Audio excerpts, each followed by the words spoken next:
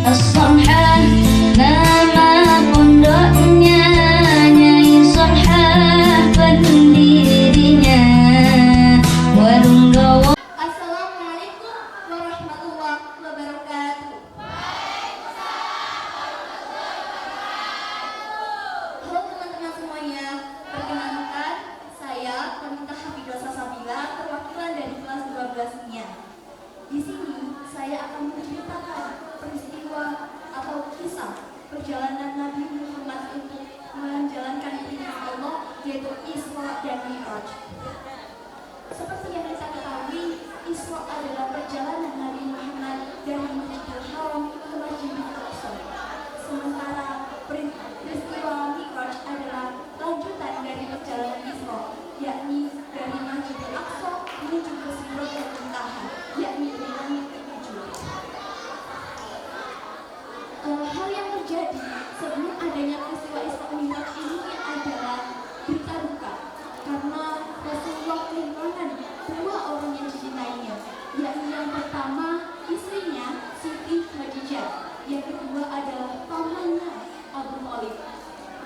Dan maka dari itu Allah memberikan tasliyah atau hiburan kepada Nabi Muhammad. Dan pada saat itu disebut peristiwa Amul Husni, yaitu tahun kesedihan. Peristiwa Isra Mi'raj ini dimulai ketika Rasulullah selesai sholat Isya dan beliau beristirahat di Masjidil Haram. Beliau berbaring, kemudian malaikat Jibril datang. Malaikat Jibril datang menjumpai Rasulullah. Kemudian dada beliau dibelah. Lalu hatiku dikeluarkan dan dicuci dengan air Zam-Zam. Kemudian diletakkan kembali ke tempatnya dan memenuhinya dengan iman dan hikmah. Hadis riwayat Bukhari. Kemudian ketika selesai dicuci hati beliau, datanglah buraq. Buraq ini sejenis hewan yang berwarna putih, tinggi, lebih tinggi daripada keledai dan lebih pendek daripada bibol. Ketika buraq ini datang, Rasulullah pun menungganginya untuk menuju ke langit ketujuh. Ketika sudah menungganginya, buraq ini itu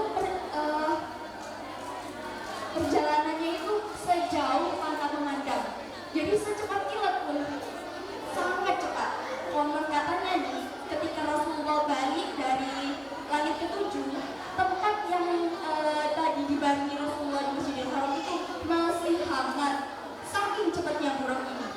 Masya Allah ya, ciptaan Allah. Ketika Rasulullah sudah tiba di pintu-pintu langit ketujuh itu, Rasulullah bertemu dengan nabi-nabi terdahulu. Di langit pertama, Rasulullah bertemu dengan Nabi Adam alaihissalam. Di langit kedua, Rasulullah bertemu dengan Nabi Yahya alaihissalam dan Nabi Isa alaihissalam. Di langit ketiga, dilanjut dengan bertemu dengan Nabi Yusuf alaihissalam. Di langit keempat, Rasulullah bertemu dengan Nabi Idris alaihissalam. Di langit kelima, Rasulullah bertemu dengan Nabi Harun alaihissalam. Di langit keenam, Rasulullah bertemu dengan Nabi Adam alaihissalam. Nabi Musa alaihissalam. Di langit ketujuh, Rasulullah bertemu dengan Nabi Ibrahim alaihissalam, atau biasa disebut dengan bapaknya para nabi. Lanjut, ketika sudah bertemu dengan nabi-nabi terdahulu, Rasulullah berada di puncaknya langit ketujuh, yaitu di Sidratul Muntaha. Di situ Rasulullah bertemu dengan Allah Subhanahu wa Ta'ala. Di mana pada saat itu, di tempat itu, Rasulullah diperintahkan untuk menjalankan perintah sholat 50 kali dalam sehari. Dan saat itu juga Nabi Muhammad bertemu dengan Nabi Musa alaihissalam. Di situ Nabi Musa bertanya, apa yang ditugaskan Rabbmu kepada Muhammad? Muhammad pun menjawab, 50 kali sholat dalam sehari. Lalu Musa pun berkata lagi, kembalilah kepada Rabbmu, karena aku yakin umatku tidak akan mampu untuk menjalankan 50 kali sholat dalam sehari, karena aku sudah pernah mencobanya kepada Bani Israel waktu itu. Lalu Rasulullah pun kembali kepada Rabbnya, kepada Allah SWT.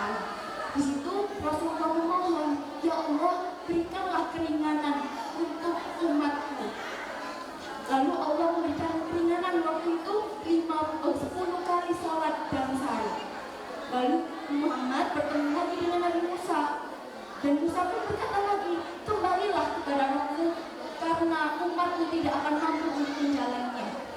Lalu Rasulullah kembali lagi kepada Allah Subhanahu Wa Taala. Di situ Rasulullah meminta keringanan kembali untuk umatnya, dan ketika waktu itu baru diberikan sholat 5 kali dalam sehari semalam.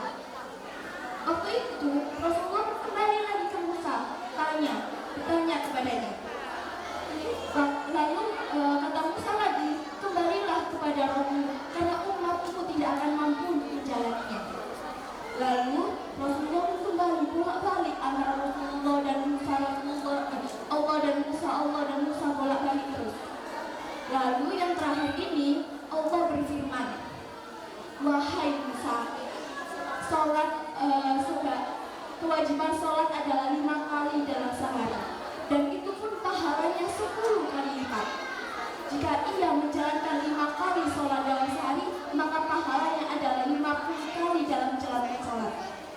Lalu Allah berfirman lagi bahwasanya satu kebaikan, jika dia berniat satu kebaikan, maka ditulis baginya 1 kebaikan. Dan jika dia tidak menjalankannya, maka ditulis 10 kebaikan.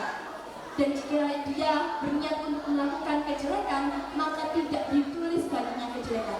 Dan jika ia menjalaninya, kejelekan itu, maka ditulis 1 kejelekan baginya. Betapa mulianya Allah kepada kita, teman-teman. Sampai yang dulunya itu 50 kali sholat menjadi 5 kali sholat. Itu pun kita masih banyak yang meninggalkannya atau bahkan lalai dan tidak mengerjakannya untuk waktu yang tepat. Dan dari situlah akhirnya terciptanya 5 kali sholat dalam sehari semalam.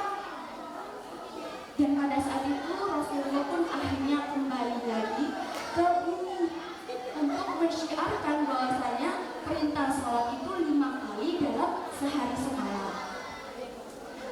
Dan disitulah berakhirnya kisah perjalanan Isra dan Mi'raj. Jadi yang dapat kita simpulkan adalah untuk memperingati Isra Mi'raj ini, yaitu agar kita lebih dekat dengan pencipta kita, yaitu Allah Subhanahu Wa Taala, dengan menjalankan perintah ibadah tepat pada waktunya.